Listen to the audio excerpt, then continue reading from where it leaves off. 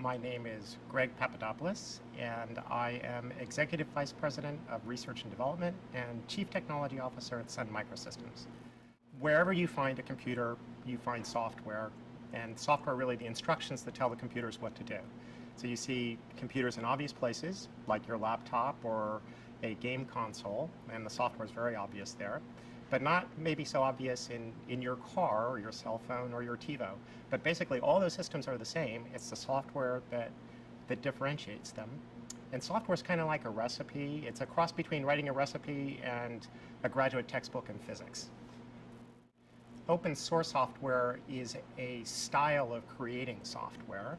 It is one that is participative. It says that as I write my software, if I write it open source, that I'll let others see what I'm doing in hopes that they will actually, participate and contribute back.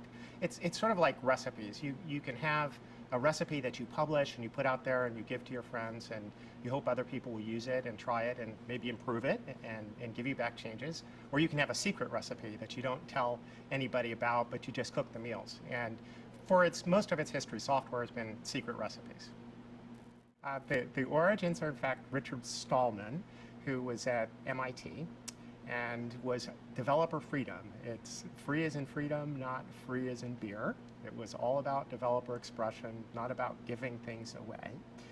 And he started that actually in a reaction to the control over some important operating system assets by AT&T at the time, and started this whole project called GNU.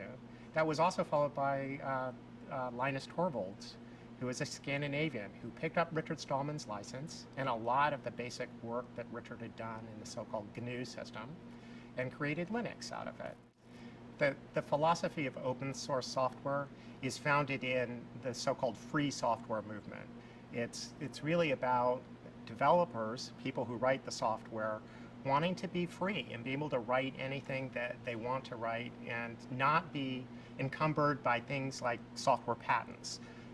If you look at the recent decision in the Supreme Court around the eBay use of the Buy It Now button, the founders of the free software movement would say that's exactly what we're talking about, that people ought to be able to write software, ought to be able to express ideas like that, and not have to worry about someone coming and attacking them with a lawsuit.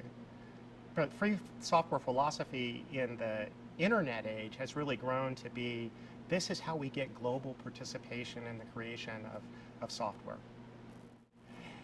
The foundations of the free software movement are over 20 years old. And it is, as all things look, these revolutions are a long time in foment. But it's not dissimilar from the kind of creative expression and fair use and things that we've come to know and understand in publishing. That when someone writes a book, other people can read books. You can take excerpts from books if you go and provide attribution for it. And it's that kind of sharing and openness that actually creates far more creativity and innovation, and there are many more books and magazines to choose from because of it. That's really the software movement, trying to understand how that creative art of writing software can be sort of something that is more open and participative. The free software movement basically says, we're going to go do all the recipes for all the meals we cook. We're going to go publish them.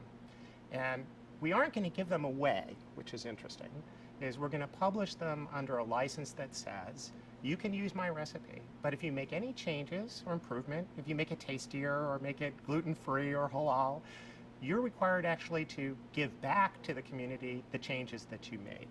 And that's a way of creating and fomenting participation and growing the innovation around. There is no question in my mind that open source, and particularly for, we'll say, is the foundation software of the internet, is a clock that can't be turned back, because it's fundamentally empowering. It is about freedom. It is about the globalization of software. It's about taking that foundation software out of the particular control of any single company or entity in the world. And you can't turn that back. It's about as hard as taking a vibrant democracy and turning it into an authoritarian regime. It can be done, but it requires a lot of force. Most people should understand that open source software is really important to developers, and then you probably see it less as a consumer. What you do see is increased choice. For example, something like the browser. It was very clear that Microsoft's Internet Explorer has become the dominant browser and way of accessing the internet until Firefox reemerged sort of out of the ashes of Netscape.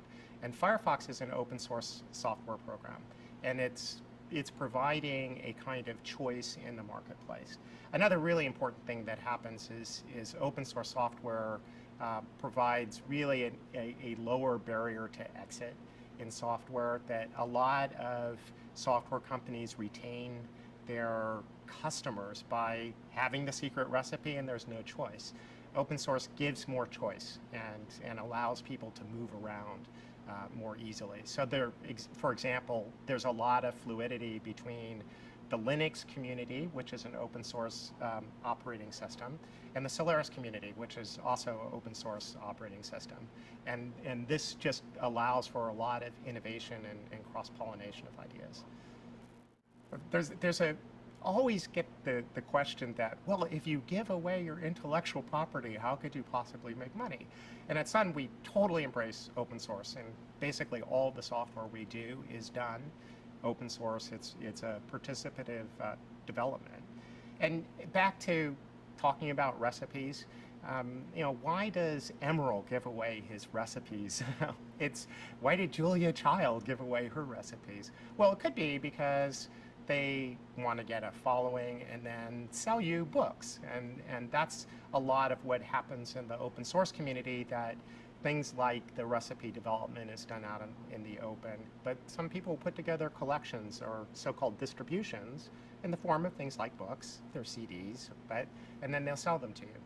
The other reason, for instance, if you were Cuisinart, you'd probably love all recipes to be free, because the more recipes that are out there, the more demand there would be for people to do food processing. And in fact, when you go buy something like a food appliance, you'll notice there's a recipe book in there, cook more, use more. And that's part of the economic machine at Sun, is that we sell systems. So having the open source software out there and creating that community of demand also creates demand for the products that we sell. So Sun, in our foundations, we're actually an open source company. We had emerged as a combination of computer work that was being done at Stanford and a Unix operating system called the BSD from Berkeley Software Distribution. And that BSD was one of the first open source licenses. And we had sort of built our company by taking this publicly available software from Berkeley and a design from Stanford, and just delivering to our customers here's a system that actually works, and we'll support it and serve it. And that's essentially the foundation of the company, and where we go ever since, which is all of our software and even pieces of our hardware design are now open. There is a fear that some people equate open source with viruses or hacking. In fact, the flip side of that is source that's open, that lots of people can see, is open to many eyes inspecting. And I think the feeling in the community is that open source software is, in almost all instances, more secure than proprietary software, simply because you've got lots of people looking at it. And if somebody were to sneak in something nefarious like a virus, we'd all see it, right? Versus the secret recipe, if it called for something that was not too helpful in the secret recipe, who would know? And we'll see. Time will really go tell on this, but I will weigh in on the side that the more open and the more transparent, the more secure.